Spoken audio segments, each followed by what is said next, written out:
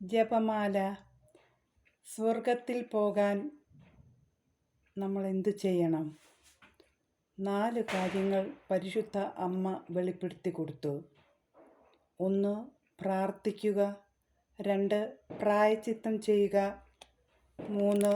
ധാരാളം ജപമാല ചൊല്ലുക. 4.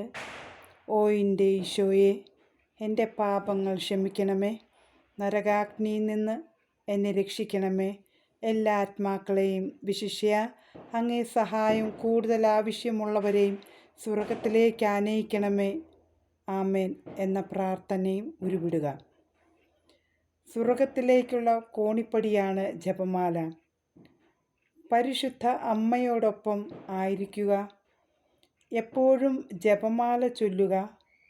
കാലഘട്ടത്തിൻ്റെ തിന്മകളെ അതിജീവിക്കാൻ ജപമാലയോളം കരുത്ത് പ്രദാനം ചെയ്യുന്ന ആയുധം വേറെയില്ല.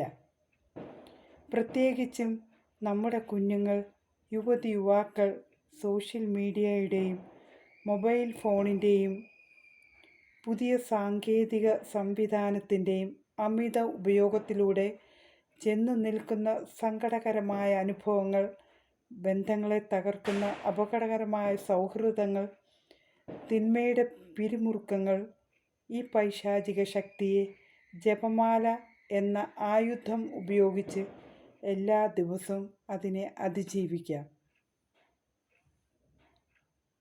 എല്ലാവരെയും പരിശുദ്ധ അമ്മയുടെ വിമല ഹൃദയത്തിൽ പ്രതിഷ്ഠിച്ചുകൊണ്ട് ഈ ഒക്ടോബർ മാസത്തെ ജപമാലയുടെ എല്ലാ അനുഗ്രഹവും ഈ ദിവസം ഒക്ടോബർ 31 എല്ലാവരും പരിശുദ്ധ അമ്മയുടെ മധ്യസ്ഥതയാൽ ദൈവം നിങ്ങളെ എല്ലാവരെയും അനുഗ്രഹിക്കട്ടെ. ആമേൻ.